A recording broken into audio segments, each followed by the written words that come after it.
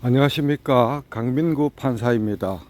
오늘도 어제처럼 하늘에서 24시간이라는 골드바, 시간의 골드바가 하늘에서 내려오고 있습니다.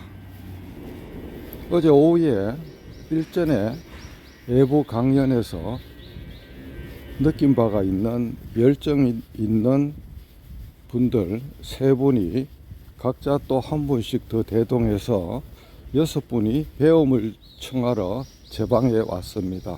2시간 동안 정문적답 시간을 가지고 네이버 클로바 노트로 전부 녹취를 했고, 조만간 정서가 끝나면 공개도 할 생각입니다. 어제 그 질문 중에 하나가 빙, 챗GPT, 바드 같은 생성형 AI의 위험성에 대한 질문입니다.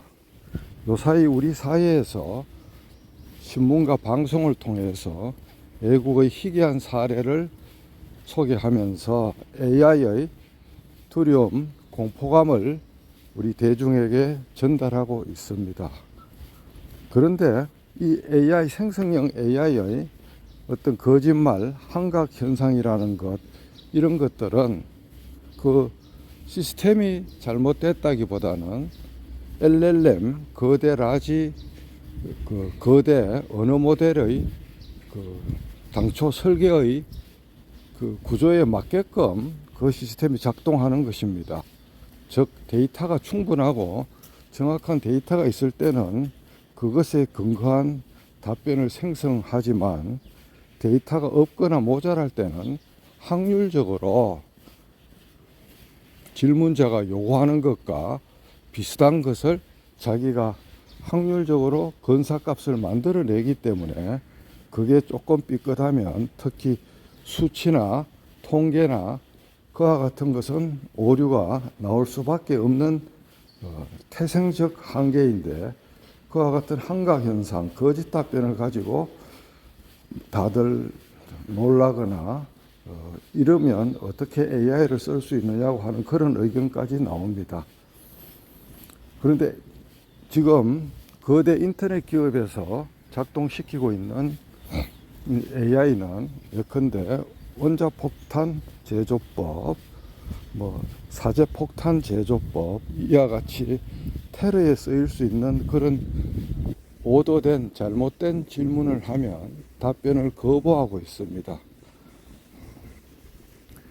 훗날 테러 집단이나 독재 국가에서 자기들이 독자적인 LLM을 만들고 독자적인 그와 같은 무기 데이터 같은 것을 넣어서 생성형 AI를 돌려서 신무기를 설계하거나 새로운 세균을 인공적으로 만들려고 생화학 무기를 만들거나 하는데 쓸 수 있을지는 모르겠지만은, 어떤 개인이나 자그마한 집단이 이와 같은 걸 하는 것은 아직은 좀 힘이 들고 실현은 안 되고 있습니다. 그런데 이런 생성형 무기에 대해서 위험하니까 개발을 중단하거나, 이러한 생성형 AI에 대해서 위험하니까 개발을 중단하거나 연기하자는 일부 이론이 있지만, 그 이론을 앞장섰던 테슬라의 일론 머스크조차도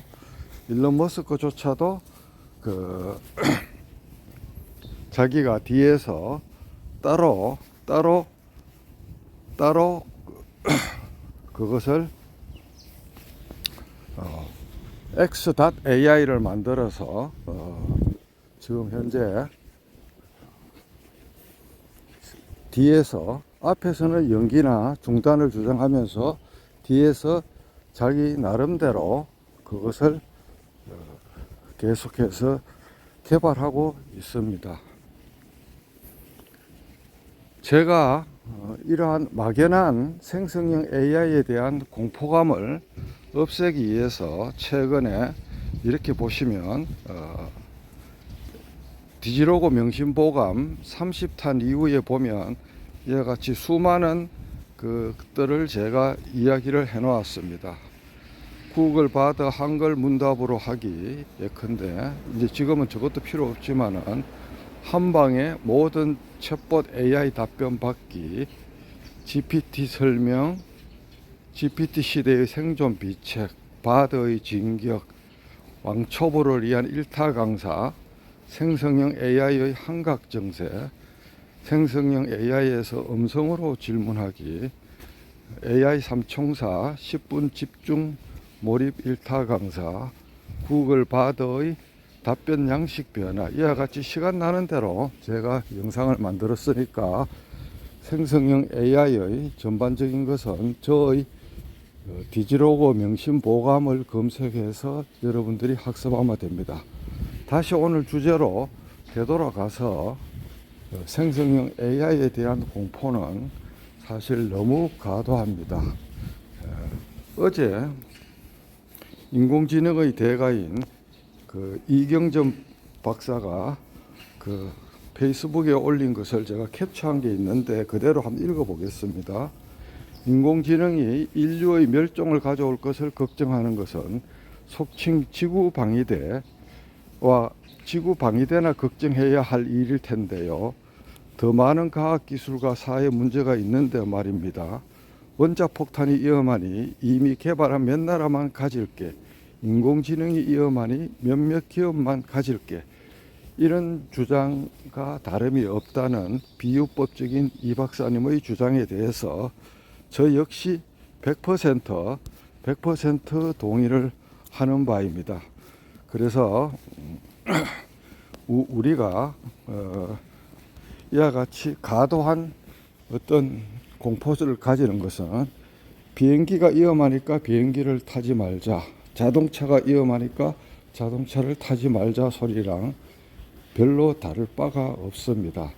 어제 찾아온 질문자들이 제게 이야기할 때 답변 중에 제가 여러 가지 이야기를 했지만 이와 같은 과도한 AI의 통제 주장은 물론 필요하지만은 앞으로 이러한 AI의 부작용, 사이드 이펙트에 대한 통제는 인간이 규범을 정하고 하겠지만 결국은 그것을 통제하는 또 다른 AI에 의해서 어느 정도 조정되고 규율되는 그런 세상이 올 거라고 제가 예상을 했습니다. 즉 생성형 AI 같은 것을 일탈하지 못하도록 그거를 감시 감독하는 상위 AI 개념을 만들어서 통제할 수 있는 길도 언젠가는 열릴 거라고 저는 개인적으로 생각합니다. 감정이 복잡하고 수시로 변덕스러운 인간의 어떤 마음보다 일관되게 지정된 알고리즘에 따라 행동하는 상위 AI가 통제하는 것이 더 안정적일 수 있다는 저의 개인적인 생각이 듭니다. 그래서 앞으로 우리 미래는 이런 생성형 AI가 당장 인간을 대체하지는 않지만 생성형 AI를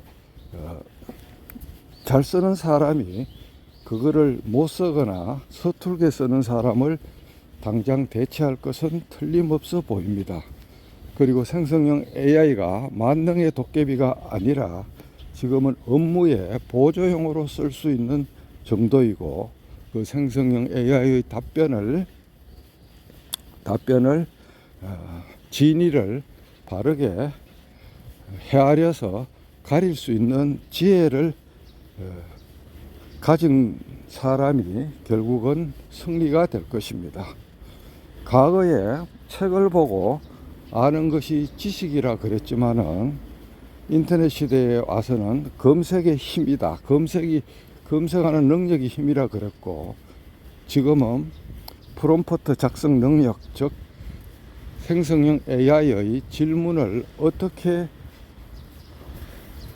현명하게 질문하고 그 질문에 나온 답변을 보고 또 하부 질문을 또 어떻게 가지치기를 잘 하느냐 하는 것이 일종의 능력이 되고 있습니다. 이미 MS의 빙은 어떤 질문을 하면 그 하부에 연결되는 세 가지 질문을 AI가 자동으로 생성하는 것을 여러분이 경험했을 겁니다.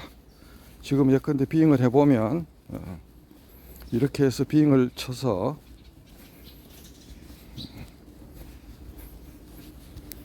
어떻게 하면 생성형 AI를 잘 활용할 수 있나요?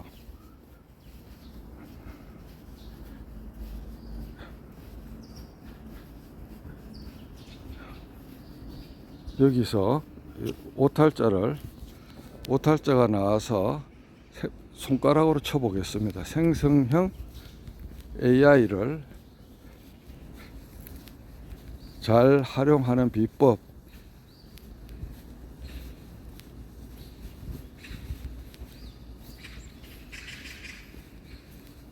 이렇게 해서 물으면 빙이 뭐라고 질문에 대한 답변을 해줄 것입니다.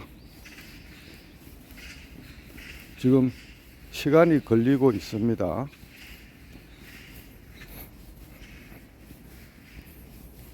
빙은 바다하고 달리 미리 답변하기 전에 그 세 가지 형태를 우리가 고르게 골라서 쓰게 하고 있죠. 상세 답변, 취소하고 다시 하겠습니다. 보다 창의적인 답변, 보다 균형 있는 답변, 보다 정밀한 답변, 이와 같이 나오고 있습니다. 생성형 AI를 잘 활용하는 방법은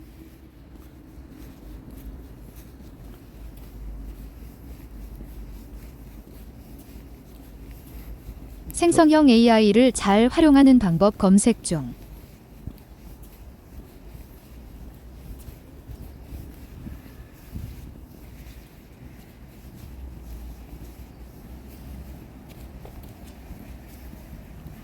이와 같이 지금 답변을 해주고 있습니다. 안녕하세요. 이것은 빙입니다. 생성형 AI를 잘 활용하는 방법은 다양할 수 있습니다. 생성형 AI는 인공지능이 새로운 콘텐츠나 데이터를 생성하거나 변형하는 기술입니다. 예를 들어 이미지, 음성, 텍스트, 음악 등을 생성하거나 개선할 수 있습니다. 생성형 AI를 잘 활용하려면 다음과 같은 점들을 고려해야 합니다. 생성형 AI의 목적과 한계를 명확히 하세요. 생성형 AI는 특정 목적에 맞게 훈련된 모델을 사용합니다. 따라서 생성형 AI가 어떤 문제를 해결하거나 어떤 가치를 제공할 수 있는지, 그리고 어떤 문제는 해결하지 못하거나 어떤 위험을 수반할 수 있는지를 잘 파악해야 합니다. 예를 들어 생성형 AI로 만든 이미지나 텍스트가 현실과 일치하지 않거나 오해를 불러일으킬 수 있으므로 이를 구분하고 표시하는 방법을 고려해야 합니다. 생성형 AI의 품질과 신뢰도를 평가하세요.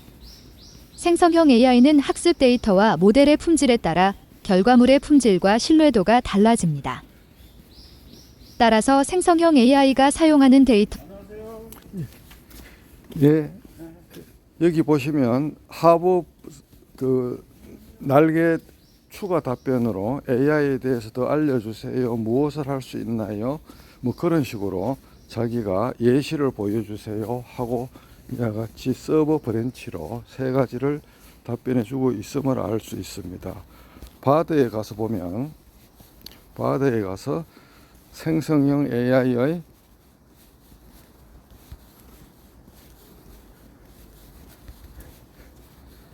위험성 설명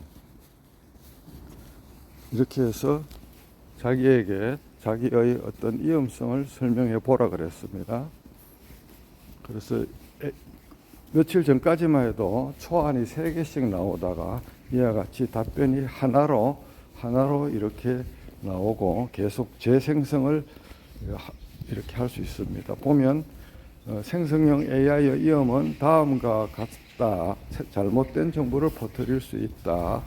사기 또는 범죄에 사용될 수 있다. 인간의 창의성을 대체할 수 있다. 인간의 일자리를 빼앗을 수 있다. 하는 그와 같은 것이고 생성형 AI의 위험을 줄이기 위해서는 AI를 책임 있게 사용하고 AI의 잠재적인 위험에 대해 인식하는 것이 중요하고, 또한 생성형 AI의 윤리적 사용을 보장하기 위한 규제 프레임워크를 개발하는 것이 중요하다. 참 잘 똑똑하게, 저보다 더 똑똑하게 이야기를 했죠. 이런 경우는 저는 항상 Q&A를 이와 같이 에버노트에다가 복사해서 옮기는 것이 습관화가 되어 있습니다. 이렇게 해서 에버노트에다가 문답으로 이렇게 하면 하나의 또 대화 목록이 딱 이렇게 생성이 되고 있죠.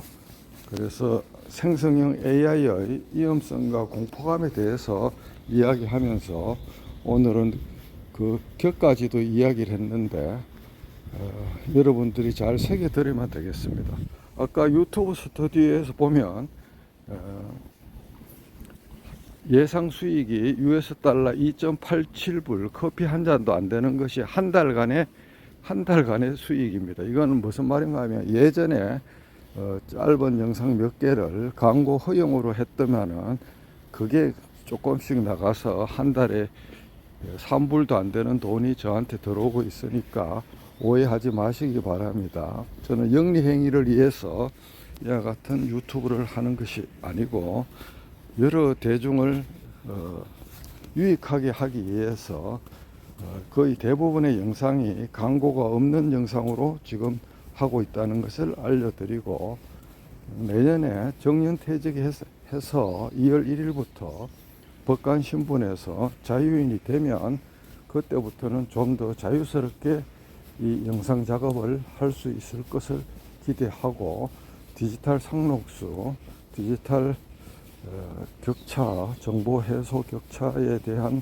사회적 계몽 활동을 제 남은 여생 동안 저의 또 하나의 어떤 가업으로 계속해서 이런 온라인 유튜브나 오프라인 강연 등으로 이어나갈 것을 이 영상을 보는 독자 여러분에게 다시 한번 말씀드립니다. 오늘은 아침 산책을 하면서 어제 있었던 열정어린 독자들의 질문 한 꼭지에 대한 답변 주제였던 생성형 AI의 위험성과 그 공포심에 대한 제 나름대로의 이야기를 수반되는 다른 이야기랑 같이 겹쳐서 한 말씀 드렸습니다. 대단히 감사드리고, 이 디지로그 명심보감 시리즈를 강민구식 넷플릭스 시리즈라고 생각하시고 가족이나 회사나 조직의 구성원들과 단체 학습을 대형 TV에서 하시면 아주 쉽게 일타 강사를 비용 없이 학습하는, 모시고 하는 그런 효과가 있기 때문에 디지로그 명심보감 시리즈가 있다는 것을 이 영상을 보는 분들이 주변에 널리 알려주시면 디지털 상록수 운동에 여러분도 삽 한 자루를 삽으로 그 토대를 또 떠서 단단하게 주춧돌을 다지는 식의 어떤 초석을 다지는 그런 역할에 여러분들이 십시일반으로 참여하게 될 것입니다. 대단히 감사합니다.